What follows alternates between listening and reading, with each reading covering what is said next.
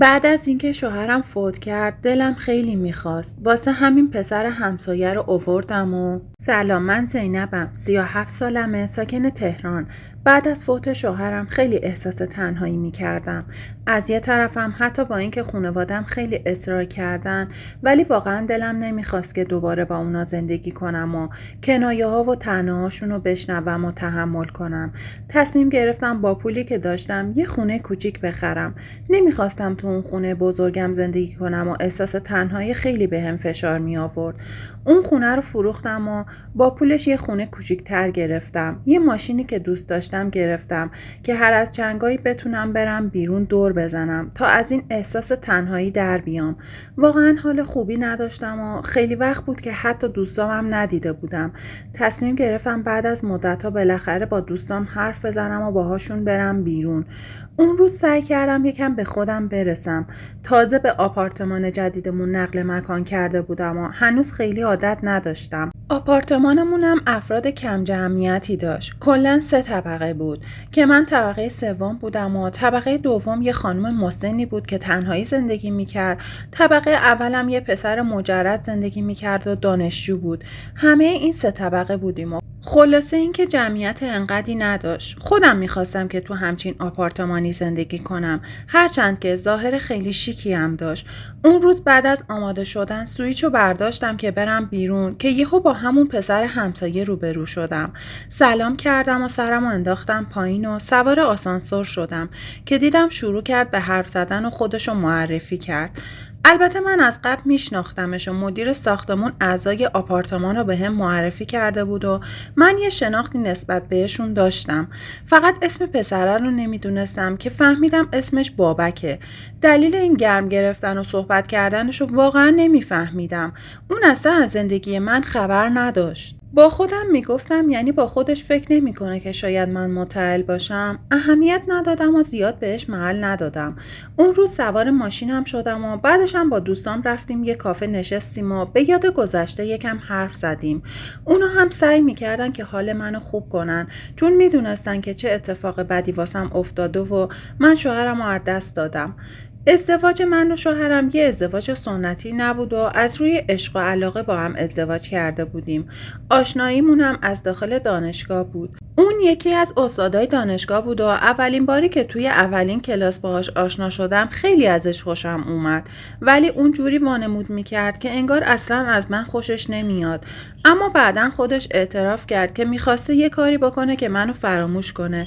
واسه همینم خیلی وقتا توی کلاس الکی ازم سوال میپرسید یا سعی میکرد که منو مسخره کنه. حتی یه مدت بود که به خاطر این رفتاراش ازش بدم اومده بود، ولی بعدش که جلوی همه بچه‌های دانشگاه بهم پیشنهاد ازدواج داد واقعا شوکه شدم. این باعث حسادت خیلی از افراد داخل دانشگاه شده بود، چون خیلی از دخترها از شوهرم خوششون میومد و چون واقعا ظاهر خیلی خوبی داشت و واقعا هم خوشتیپ و جذاب بود. از یه طرفم استادی بود که توی دانشگاه همه بهش احترام میذاشتن و مورد احترام همه بود.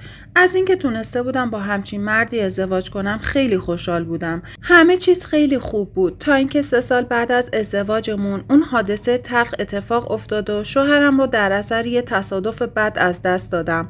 واقعا بدترین اتفاق زندگیم بود. هنوز که هنوزه نتونستم فراموشش کنم و دلم میخواست برمیگشت و دوباره با هم زندگی میکردیم، ولی میدونم که این غیر ممکنه. اون روز بعد از چندین روز بهم خوش گذشت و بعدش هم از دوستام خداحافظی کردم و برگشتم خونه.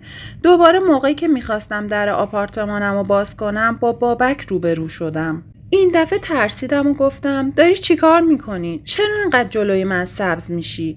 گفت منظورت چیه؟ منم دارم توی همین آپارتمان زندگی میکنم. در ضمن اومدم بهتون بگم که روز 3 شنبه جلسه است. تشکری کردم و گفتم باشه میام حتما. بعدش هم خداحافظی کردم و رفتم داخل. این پسر واقعا میخورد بهش دیوونه باشه. اهمیت ندادم و سعی کردم که استراحت کنم.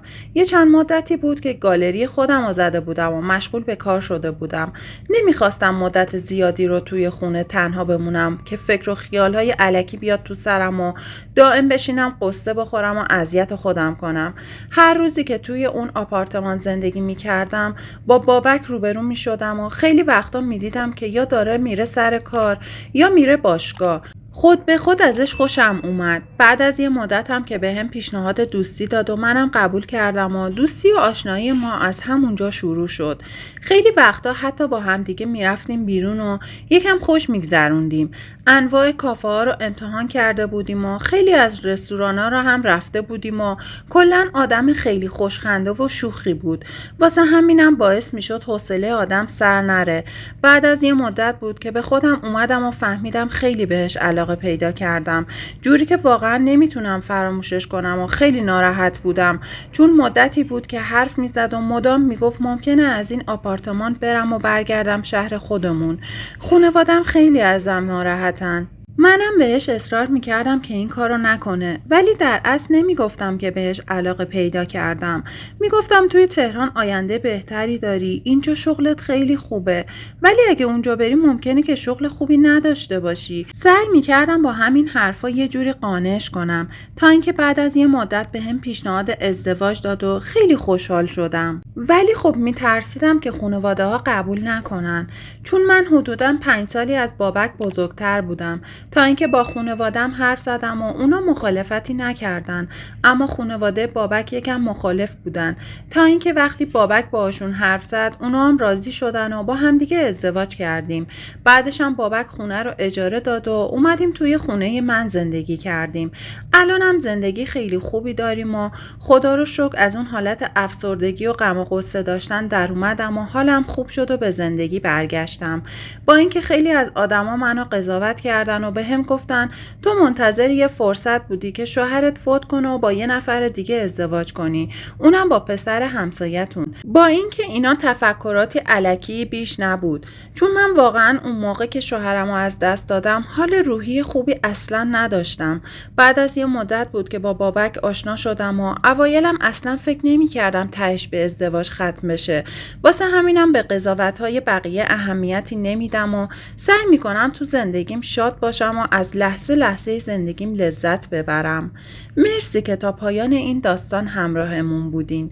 لطفاً نظراتتون رو توی کامنت ها بنویسین و با لایک و ساب کردن از کانال خودتون حمایت کنین. پایان.